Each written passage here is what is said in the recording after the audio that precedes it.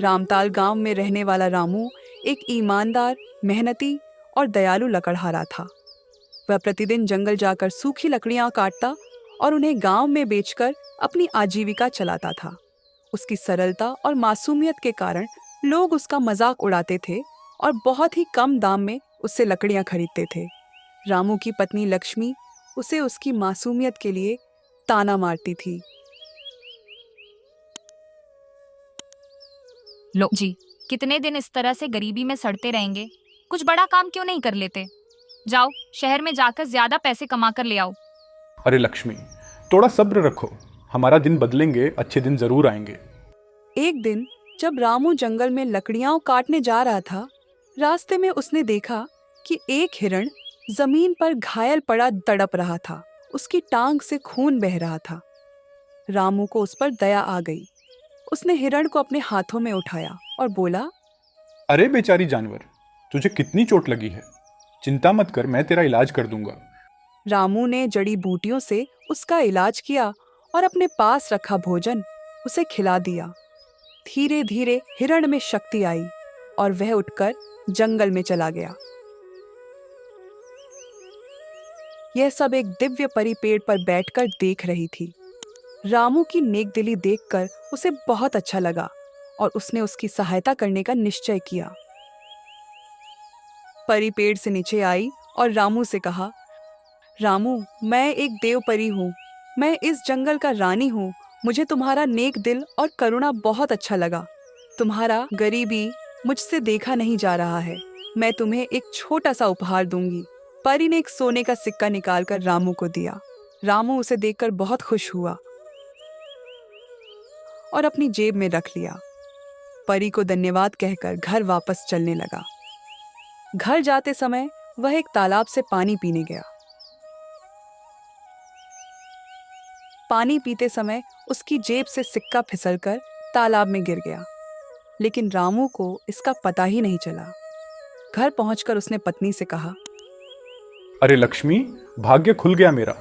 देखो, मुझे जंगल में एक सोने का सिक्का मिला। पत्नी ने हंसकर कहा, अच्छा, कहाँ है तेरा सोने का सिक्का? रामू ने जेब में हाथ डाला, लेकिन सिक्का गायब था।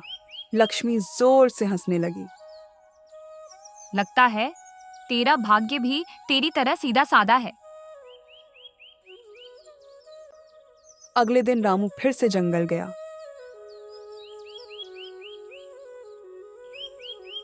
परी ने जब यह सब जाना तो उसको रामू पर दया आ गई। उसने इस बार उसे एक सोने का कंगन दिया। रामू ने खुशी से कहा, परी जी, अब की बार मैं इसे बहुत ध्यान से संभाल कर रखूंगा। घर पहुंचकर उसने कंगन मेज पर रखा और अपनी पत्नी को बुलाने रसोई में चला गया। इतने में पड़ोसी घर में आया और कंगन चुरा ले गया। जब रामू ने कंगन गायब देखा तो वह बहुत दुखी हो गया। पत्नी ने फिर रामू का मजाक उड़ाया। लगता है भगवान भी तुझे अमीर नहीं बनाना चाहते। तीसरे दिन फिर रामू जंगल गया। परी ने उसकी हालत देखी और उसे इस बार एक चमकता हुआ हीरा दिया। रामू खुशी से बोला, अब तो कोई इसे मुझसे छीन नहीं सकता। लेकिन रास्ते में एक बाज ने हीरे को मांस का टुकड़ा समझकर झपट लिया और लेकर उड़ गया। रामू फिर से निराश हो गया। अगले दिन जब वह फिर जंगल गया और परी को सारी घटना बताई तो परी ने गुस्से से कहा, रामू, मैं तुम्हें और मदद नहीं कर सकती। तुझे आमिर बनाना मेरी बस की बात नहीं। मेरे पास सिर्फ यह 2 रुपए का सिक्का ही है, इसी से काम चला लेना। परी ने इस बार उसे सिर्फ 2 रुपए का सिक्का दिया। रामू उदास होकर बोला, पहले सोने का सिक्का, फिर कंगन, फिर हीरा, और अब सिर्फ 2 रुपए। चलो, कोई बात नहीं, जो भी है स्वीकार है। अब की बार रामू सीधा गांव में स्थित शिव मंदिर गया और भोलेनाथ के सामने प्रार्थना करने लगा। हे भगवान, मुझे ये क्यों हो रहा है? हर बार जब मुझे कुछ मिलता है तो वह मुझसे छीना जाता है। हे भोलेनाथ, कृपया मेरी मदद करो। रामू उदास चेहरे के साथ अपने घर की ओर चल पड़ता है। रास्ते में एक मछुआरा मिला जो बहुत भूखा था।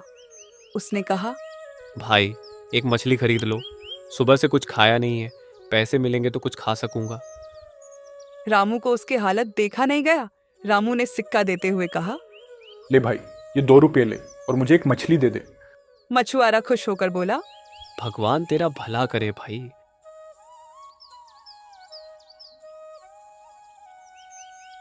जैसे ही वह घर पहुंचा, उस मछली को पत्नी को देते हुए कही कि लक्ष्मी, मुझे बहुत भूख लगी है, फटाफट मछली का सब्जी बनाओ।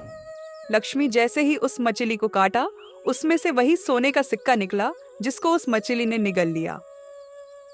सोने का सिक्के को देखकर रामू और लक्ष्मी दोनों बहुत खुश हुए। खाना खाने के बाद रामू हाथ धोने घर के बाहर आया तो उसने देखा कि उसके घर के सामने के पेड़ पर वही बाज बैठा है और उसकी चोंच में वही हीरा है। रामू हीरे को देखकर उत्साहित हो गया और जोर से चिल्लाया। अरे धूर्त, तूने मेरा हीरा चुरा लिया था, अब मैं तुझे नहीं छोड़ूंगा। बाज रामू की आवाज से डर गया और उसने हीरा नीचे गिरा दिया। रामू खुशी से झूम उठा। रामू की आवाज सुनकर उसका पड़ोसी घबरा गया। उसे लगा कि उसकी चोरी पकड़ी गई है। डर के मारे वह रामू के पास आया और उससे माफी मांगी। उसने रामू को उसका सोने का कंगन वापस लौटा दिया। रामू बहुत खुश हुआ। अब उसके पास हीरा, कंगन और धन सब कुछ वापस आ गया। पत्नी ने मुस्कुराकर कहा। अरे लगता है भगवान ने आखिरकार तुझ पर कृपा कर दी। रामू ने हंसते हुए कहा। हाँ लक्ष्मी, यह सब महादेव की ही कृपा है। ईश्वर की कृपा के बिना चाहे हम कितनी भी मेहनत कर लें, सफलता नहीं मिलती। इसलिए हमें सदैव ईश्वर की भक्ति करनी चाहिए। तो दोस्तों, कैसी लगी आज की कहानी? सच्चाई, दयालुता और धैर्य का फल हमेशा मीठा होता है। जो ईमानदारी से मेहनत करता है, उसका भाग्य एक न एक दिन जरूर चमकता है। साथ ही हमें अपने सौभाग्य को संभाल कर रखना चाहिए, क्योंकि भाग्य के साथ साथ ईश्वर की कृपा भी आवश्यक होती है। अगर आपको यह वीडियो पसंद आया तो लाइक और सब्सक्राइब करना न भूलें। जल्द ही मिलते हैं मेरे अगले वीडियो में। धन्यवाद। जय हिंद।